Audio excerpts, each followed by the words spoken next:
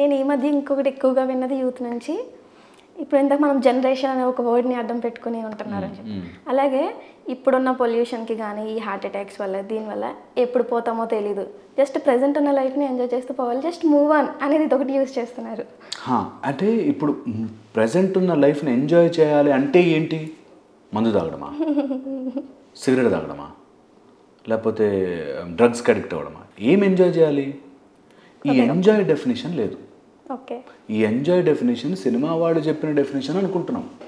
సినిమాలో ఆ డైరెక్టర్కున్న పర్వ్యూ ఎంజాయ్మెంటే అనుకుంటున్నాం. ఈ క్షణం ఎంజాయ్ చేయాలి బాస్, చేద్దాం అందరం కలిసి. అది ఏంటి? మందు దాగి నువ్వు ఏం ఎంజాయ్ చేస్తున్నావో నీకు తెలియకుండా నాలా పక్కన పడిపోవడమే ఎంజాయ్మెంట్. నీ స్పృహ కోల్పోయి ఒక అమ్మాయి వెంట పడిపోవడమా ఎంజాయ్మెంట్? ఏంటి ఎంజాయ్మెంట్ అంటే? What is the definition? అది వెరీ ఇంపార్టెంట్. ప్లెజర్ కాదు, హ్యాపీనెస్. ప్లెజర్ కితకితలు కూడా ఎక్కువసేపు పెడితే మనం తట్టుకోలేం. Pleasure is never for long term.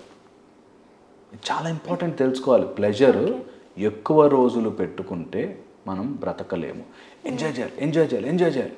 ఏంటి ఎంజాయ్ చేస్తున్నావు? నీ మనసును నువ్వు డోప్ చేశావు. నీ మైండ్ని నీ కంట్రోల్లోకి లేకుండా నువ్వు తాగేసేసి మర్చిపోయి, గతం మర్చిపోయి నీ మొద్దు శరీరం అయిపోయి పడిపోవడమే ఎంజాయ్మెంట్ అంటే. అది డెఫినేషన్ రావాలి.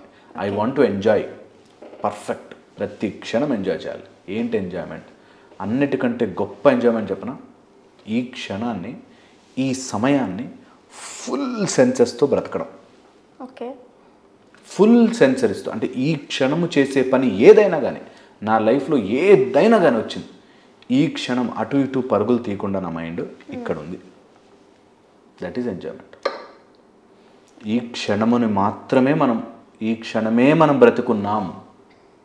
ఇదొక్కటే లైఫ్, లేకపోతే ఇట్ ఈజ్ నథింగ్ ఎల్స్.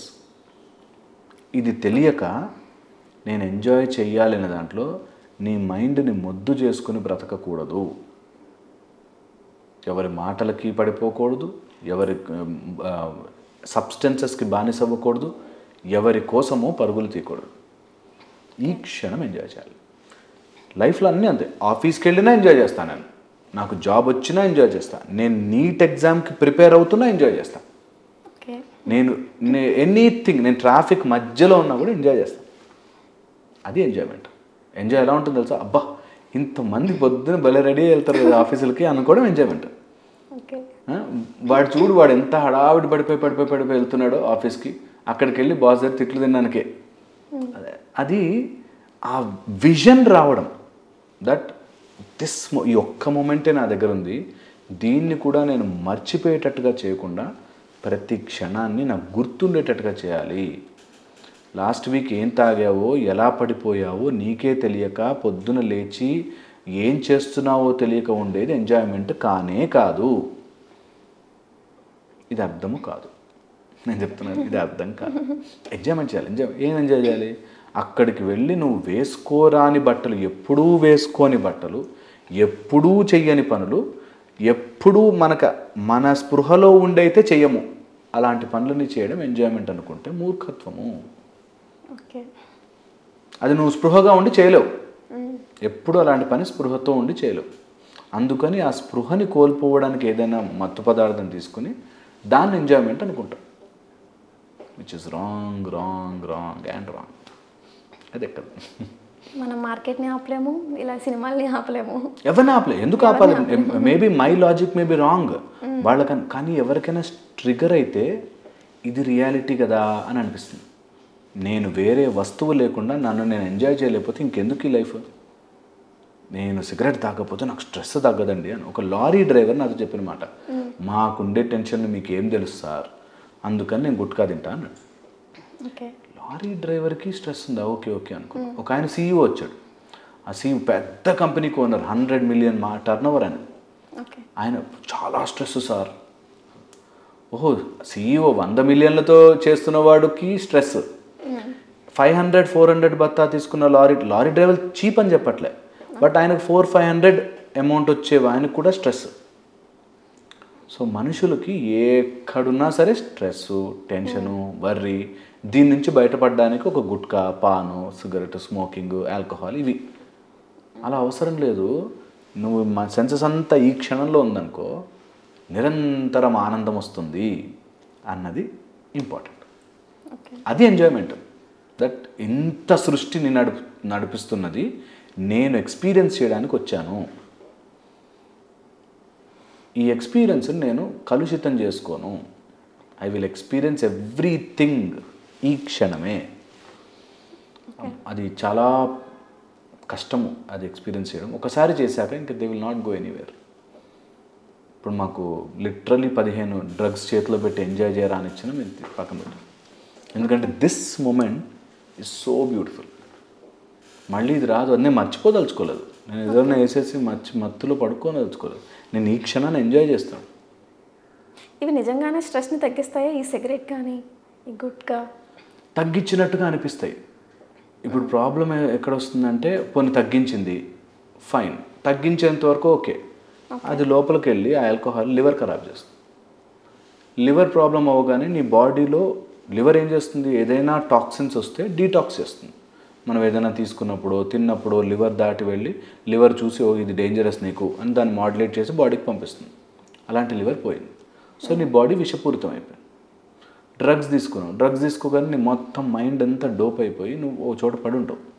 అంటే ఇవన్నీ హెల్త్కి డేంజర్ అని తెలుసు, కానీ ఈ స్ట్రెస్ అనేది నిజంగానే తగ్గిస్తుందా? అంటే ఏ విధంగా తగ్గిస్తుంది వాళ్ళకి అని?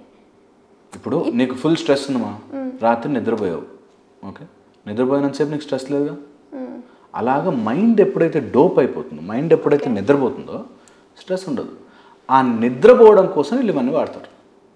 నిద్రపోయినంతసేపు స్ట్రెస్ లేదనుకుంటున్నారు, మళ్ళీ నిద్ర లేచాక ఉంటుందిగా. ఎగ్జాక్ట్. తగ్గించదు, మర్చిపోయేలా చేస్తుంది.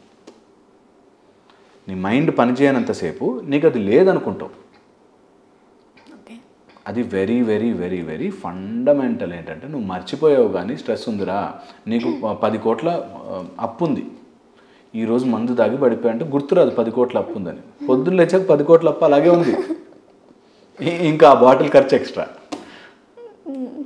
అది తెలుసుకోవడమే లైఫ్. దట్ నువ్వు ఏదో వస్తువుతో నీ స్ట్రెస్ని దూరం చేసుకోలేవు. ఏదో స్ట్రెస్తో నువ్వు మత్తు పదార్థంతో నీ స్ట్రెస్ని ఒక 8 గంటలు ఆపుతావు అంతే. ఆపి దానికి బానిసై అది దొరకకపోతే స్ట్రెస్ ఫీల్ అవుతారు. ఇప్పుడు రోజు మందాగి స్ట్రెస్ తగ్గి, నాకుండే స్ట్రెస్కి నేను మందు అవుతున్నా సార్ అన్నాడు. సరే ఒక 4 రోజులు తాకుండా ఉండు అన్నా. ఆ 4 రోజులు వాడు పడ్డ స్ట్రెస్ ప్రపంచంలో ఎప్పుడు పడలేదు. నాకు 6 అయితే ఇట్లా నరాలు గుంజుతాయి సార్, అది ఇంకా పెద్ద స్ట్రెస్ కదా. నువ్వు స్ట్రెస్తో కొనుక్కుంటున్నావు. ఇది very very very very dangerous. ఎప్పుడు ఎడిక్షన్ కాదు. అండ్ యూత్కి తొందరగా అంటుకుంటారు వీటికి. ఒకటి తాగొచ్చి సినిమాలు ఇట్లా కొడితే 10 మంది ఎగురుతున్నారంటే మనకు అది నిజంగా అట్లా ఉందేమో స్ట్రెంత్ అనుకుంటారు. అంత సీన్ లేదు. నువ్వు తాగామంటే నీ మైండ్ కొంచెం సేపు మర్చిపోయి ఉంటే స్ట్రెస్ తగ్గిందని ఫీలింగ్ ఇస్తుంది నీకు, తగ్గదు. Is important. మేము మా సాధనలో వాటిలో ఏం కాదు, నువ్వు ఈ క్షణమే అరే అప్పుందిరా ఆలోచన ఎప్పటిదో, అప్పు తీరకపోతే కూడా ఎప్పటిదో. ఇప్పుడు ఏం చేయగలం? అప్పు తీర్చుకోవడానికి వర్క్ చేసుకోగలం, అప్పు తీర్చుకోవడానికి కష్టపడగలం. అది సాధనలో నేర్పించే పని, స్పిరిచువాలిటీని నేర్పించేది. ఇప్పుడు ఈ క్షణము ఇదొక్కటే ఉంది. నా అప్పు చేసేసాను అయ్యయ్యో అనే బాధ ఆలోచనే లేదది. అప్పు తీరకపోతే అని కూడా ఆలోచనే లేదది. ఇప్పుడు మాత్రమే ఉంది. ఈ ఇప్పుడున్న దాన్ని నువ్వు మందు దాగి సిగరెట్ దాగి నువ్వు మర్చిపోవచ్చేమో. ఇప్పుడుది పోయింది, ఆ ఆలోచన పోలేదు, ఇది పోలేదు. ఇది అర్థము కాదు, చేసుకోరు. నీకేం తెలుసులేవా కొంచెం మస్తు చెప్పచ్చు ఇట్లాంటివి అనుకుంటారు. నేను చెప్పద్దు ఎవరికి. ఈ క్షణాన్ని వర్క్లో పెట్టండి, భయపడకుండా, ఆలోచించకుండా, స్ట్రెస్ పడకుండా. ఈ క్షణం ఇంత బ్యూటిఫుల్ ఉంటుందా అనిపిస్తుంది.